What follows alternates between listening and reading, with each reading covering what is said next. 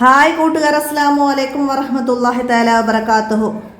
7ാം ക്ലാസ്സിലെ ഉലൂമുദ്ദീനിലെ അദ്ദറസുസാനി രണ്ടാമത്തെ പാഠം ഫാത്തിഹത്തുൽ കിതാബ്. അപ്പോൾ അറബി പാഠാണത്. അപ്പോൾ ഞാനൊരു അറബി മലയാളം പാഠഭാഗം വായിക്കുന്നത് പോലെ ഈ പാഠം നിങ്ങൾക്ക് മനസ്സിലാക്കി തരികയാണ്. വീഡിയോ നന്നായിട്ട് കേട്ട് മനസ്സിലാക്കുക. നമുക്ക് പാഠത്തിലേക്ക് കടക്കാം. ബിസ്മില്ലാഹിർ റഹ്മാനിർ റഹീം. നമുക്കിവിടെ ആദ്യം തന്നെ ഫാത്തിഹ സൂറത്ത് തന്നിട്ടുണ്ട്. അപ്പോൾ ഇതിൻ്റെ അർത്ഥം തഫ്സീറായിട്ട് നമുക്ക് ഇതിൻ്റെ അവസാന ഭാഗത്ത് തരുന്നുണ്ട്. അപ്പോൾ അവിടെ എല്ലാവരും വായിച്ച് മനസ്സിലാക്കുക. എന്നാലും ഞാനൊന്ന് പറയാം. അപ്പോൾ അവിടെ ബിസ്മില്ലാഹിർ റഹ്മാനിർ റഹീം എന്ന് പറഞ്ഞാൽ അള്ളാഹുവിൻ്റെ നാമത്തിൽ നിന്നാണ്. അപ്പം റഹ്മാനും റഹീമുമായ അള്ളാഹുവിൻ്റെ നാമത്തിൽ, റഹ്മാനും റഹീമുമായ അള്ളാഹുവിൻ്റെ നാമത്തിൽ. ഒന്നാമത്തത് ബിസ്മി, ഇതിൽ ഫാത്തിഹയിൽ ഒരായത്താണ്. രണ്ടാമത്തത് എന്താണ്? ലോകരുടെ പരിപാലകനായ അള്ളാഹുവിനാണ് സ്തുതിയൊക്കെയും, രണ്ടാമത്തതിൻ്റെത്. മൂന്നാമത്തത് റഹ്മാനും റഹീമുമായ റഹ്മാൻ എന്ന് പറഞ്ഞാൽ ലോകത്തെ എല്ലാവർക്കും കരുണ ചെയ്യുന്നവൻ. റഹീം എന്നാൽ സത്യവിശ്വാസികൾക്ക് പരലോകത്ത് പ്രത്യേകം കരുണ ചെയ്യുന്നവൻ. മനസ്സിലാക്കുക. അടുത്തത് 4ാമത്തെ ആയത്ത്. വിധി ദിനത്തിന് അധിപനായ മാലിക് യൗമിദ്ദീൻ, വിധി ദിനത്തിന് അധിപനായ, നിന്നെ മാത്രം ഞങ്ങൾ ആരാധിക്കുന്നു, നിന്നോട് മാത്രം ഞങ്ങൾ സഹായം തേടുന്നു. നിന്നെ മാത്രം ആരാധിക്കുന്നു, നിന്നോട് മാത്രം ഞങ്ങൾ സഹായം തേടുന്നു. ഞങ്ങളെ നീ നേർവഴിയിലാക്കണമേ. 6ാമത്തെ ആയത്ത്. ഞങ്ങളെ നീ നേർവഴിയിലാക്കണമേ. 7. നീ അനുഗ്രഹിച്ചവരുടെ വഴിയിൽ, നിന്റെ കോപത്തിനിരയായവരുടേതല്ല, പിഴച്ചവരുടേതുമല്ല. കോപത്തിനിരയായവരുടെയും പിഴച്ചവരുടെയും വഴിയിലല്ല, നീ അനുഗ്രഹിച്ചവരുടെ വഴിയിൽ നീ ഞങ്ങളെ നേർവഴിയിലാക്കണമേ എന്നാണ്. മാ കാന ഹാദിഹി സൂറ, എന്താണ് ഈ അധ്യായത്തിൻ്റെ പദവി, സൂറത്തുൽ ഫാത്തിഹയുടെ പദവി. ഈ അധ്യായത്തിന് ഫാത്തിഹത്തുൽ കിതാബ് എന്നാണ് പേര്. അത് വരാൻ കാരണം എന്താണ്? ഖുർആനിൻ്റെ പ്രാരംഭം എന്നാണ് ഇതിനർത്ഥം വരുന്നത്. കാരണം അള്ളാഹുവിൻ്റെ ഖുർആൻ തുടങ്ങപ്പെട്ടത് ഇതുകൊണ്ടാണ്. ഖുർആൻ തുടങ്ങപ്പെടുന്നത് ഫാത്തിഹ സൂറത്ത് കൊണ്ടാണ്. അതുകൊണ്ടാണ് അങ്ങനെ പറയുന്നത്. അടുത്ത എന്താണ്? ഫാത്തിഹത്തുൽ കിതാബ് ഏറ്റവും മഹത്തായ അധ്യായമാണ്. അഅ്ളമു സൂറത്തു ഫിൽ ഖുർആൻ. ഫാത്തിഹത്തുൽ കിതാബ് ഖുർആനിലെ ഏറ്റവും മഹത്തായ അധ്യായമാണ്. ഫാത്തിഹത്തുൽ കിതാബ് ഖുർആനിൻ്റെ ഉമ്മയാണ്, ഉമ്മുൽ ഖുർആൻ. ഫാത്തിഹത്തുൽ കിതാബ് ഖുർആനിൻ്റെ ഉമ്മയാണ്, ഉമ്മുൽ ഖുർആൻ. ലി അന്നഹ അസ്ലുൽ ഖുർആൻ. എന്താണ്? അടിസ്ഥാനം, ഖുർആനിൻ്റെ അടിസ്ഥാനം, മൂലം എന്നൊക്കെ പറയും, കേന്ദ്രം എന്നൊക്കെ അതിനർത്ഥമുണ്ട്. അതുകൊണ്ടാണ് അതിന് ഉമ്മുൽ ഖുർആൻ എന്ന് പറയുന്നത്. അതിനെ ഉമ്മുൽ ഖുർആൻ എന്ന് പറയുന്നു. പിന്നെന്താണ്? ഫാത്തിഹത്തുൽ കിതാബ് സബോ മസാനിയാണ്. സബോ മസാനി, ആവർത്തിച്ചോദപ്പെടുന്ന 7 സൂക്തങ്ങൾ എന്നാണ് ഇതിനർത്ഥം.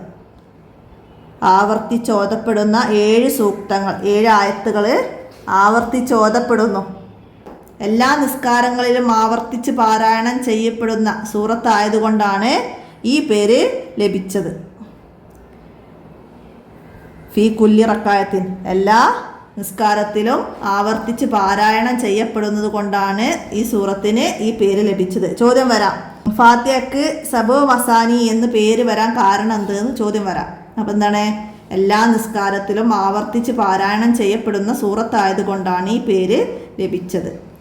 ഫാത്തിഹത്തുൽ കിതാബിന് ഷാഫിയ എന്നും പേരുണ്ട്. ഷാഫിയ, ഹിയ ഷാഫിയ. ആ പേര് വരാൻ കാരണം എന്താണ്? ഫാത്തിഹ എല്ലാ അസുഖങ്ങൾക്കും ശമനമാകുന്നു. ഫാത്തിഹ എല്ലാ അസുഖങ്ങൾക്കും ശമനമായതുകൊണ്ടാണ് ഫാത്തിഹക്ക് ഷാഫിയ എന്ന പേര് ലഭിച്ചത്. അപ്പം അതും ചോദ്യമായിട്ട് മനസ്സിലാക്കി പഠിക്കണം. പിന്നെന്താണ്, നബി സല്ലല്ലാഹു അലൈഹി വസല്ലമ തങ്ങൾ പറയുന്നുണ്ട്, എന്താണ്, എൻ്റെ ആത്മാവ് ഏതൊരുത്തൻ്റെ നിയന്ത്രണത്തിലാണോ അവൻ തന്നെയാണ് സത്യം. സൂറത്തുൽ ഫാത്തിഹക്ക് തുല്യമായത് തൗറാത്തിലോ ഇഞ്ചീലിലോ സബൂറിലോ ഖുർആനിൽ തന്നെയോ അള്ളാഹു ഇറക്കിയിട്ടില്ല. അത് അസബുൽ മസാനിയാകുന്നു, എനിക്ക് നൽകപ്പെട്ട ഖുർആനാകുന്നു.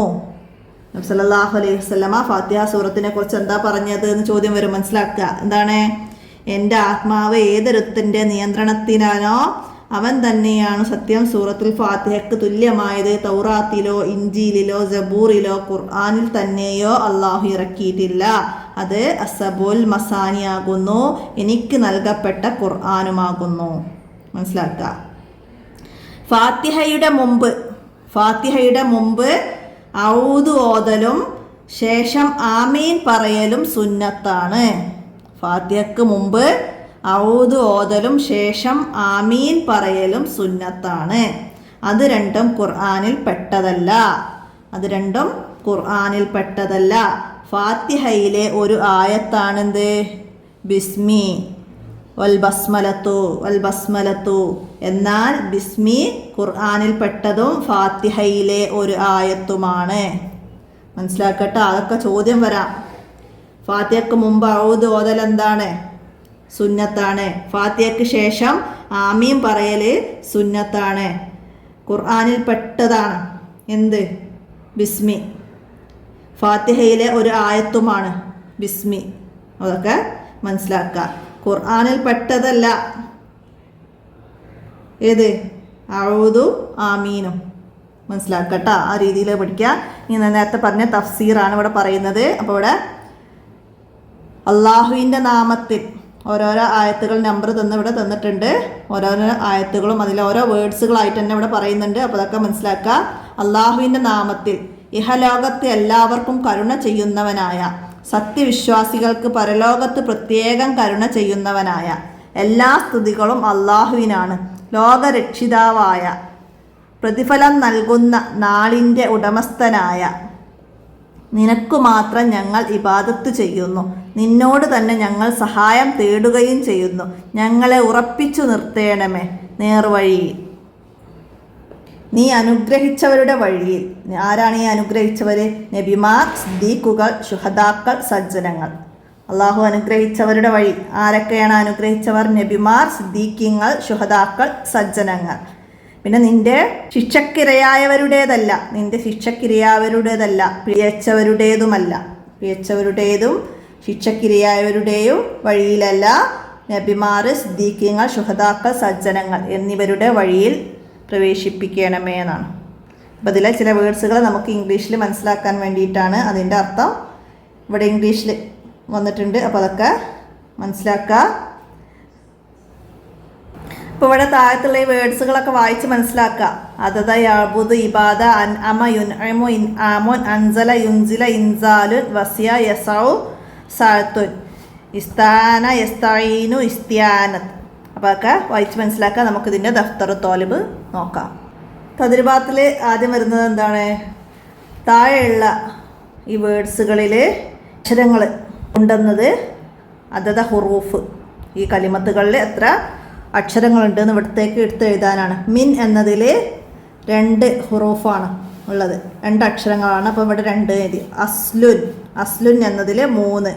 ഷിഫാഉൻ എന്നതിൽ സീനുണ്ട്, ഫാ ഉണ്ട്, അലിഫ് നീട്ടാനുണ്ട്, ഹംസ ഉണ്ട്. അപ്പോൾ 4. ഇഞ്ചീലുൻ അതുപോലെ ഈ അലിഫുണ്ട്, നൂനുണ്ട്, ജീമുണ്ട്, യാ ഉണ്ട്, ലാമുണ്ട്. അപ്പോൾ നമുക്കിവിടെ 5 എന്ന് എഴുതാം. മുസ്തഖീമുൻ എന്നതിൽ 6 അക്ഷരങ്ങളുണ്ട്. അപ്പോൾ അത് കലിമത്ത് നിന്ന് അക്ഷരങ്ങൾ മനസ്സിലാക്കി ഇങ്ങോട്ട് എഴുതാനാണ്, മനസ്സിലാക്കിയത്. അടുത്ത എന്താണ്? നക്തഷിഫുൽ ഇജാബാത്ത്, ചോദ്യങ്ങൾക്ക് ഉത്തരം എഴുതാനാണ്. മാതാ യുസന്നു ബഅദ ഫാത്തിഹ, ഫാത്തിഹയ്ക്ക് ശേഷം എന്തെല്ലാം സുന്നത്താണ്? ഫാത്തിഹയ്ക്ക് ശേഷം ആമീൻ പറയൽ സുന്നത്താണ്. അടുത്ത രണ്ടാമത്തെ ചോദ്യം, ഫാത്തിഹത്തുൽ കിതാബ് ഉമ്മുൽ ഖുർആൻ ലിമ. എന്താണ്? ഫാത്തിഹത്തുൽ കിതാബിനെ ഉമ്മുൽ ഖുർആനാണ് എന്തുകൊണ്ട്? ഫാത്തിഹത്തുൽ കിതാബ് ഉമ്മുൽ ഖുർആനാണ് എന്തുകൊണ്ട്? എന്താണ്? അത് ഖുർആനിൻ്റെ അടിസ്ഥാനമാണ്. അത് ഖുർആനിൻ്റെ അടിസ്ഥാനമായതുകൊണ്ടാണ് ഫാത്തിഹത്തുൽ കിതാബിന് ഉമ്മുൽ ഖുർആൻ എന്ന് പറയാൻ കാരണം. അടുത്തത് മൻ ഹൗലാഇല്ലദീ അൻഅമല്ലാഹു അലൈഹിം. എന്താണ്? അള്ളാഹു അനുഗ്രഹിച്ച വിഭാഗം ആരായിരുന്നു? നമ്മൾ പറഞ്ഞിരുന്നു സിറാത്തല്ലദീന അൻഅംത അലൈഹിം.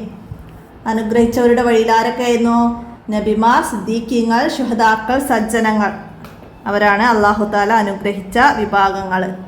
അപ്പോൾ ഇവിടുന്ന് നോക്കിയിട്ട് തെറ്റില്ലാതെ അവിടെയൊക്കെ എഴുതുക. അടുത്തെന്താണ്? ഹലിൽ ബസ്മലത്തു ആയത്തും മിനൽ ഖുർആൻ. ബിസ്മി ഖുർആനിൽ പെട്ടതാണോ എന്ന്. ബിസ്മി ഖുർആനിൽ പെട്ടതാണ്. ബിസ്മി ഖുർആനിൽ പെട്ടതാണ്. അടുത്ത അഞ്ചാമത്തെ ചോദ്യം, ലിമ തുസമ്മ ഫാത്തിഹത്തു ബിഷാഫിയ. ഫാത്തിഹക്ക് ഷാഫിയ എന്ന പേരുള്ളത് എന്തുകൊണ്ട് എന്ന് പേര് പറയുന്നത് എന്തുകൊണ്ടാണ്?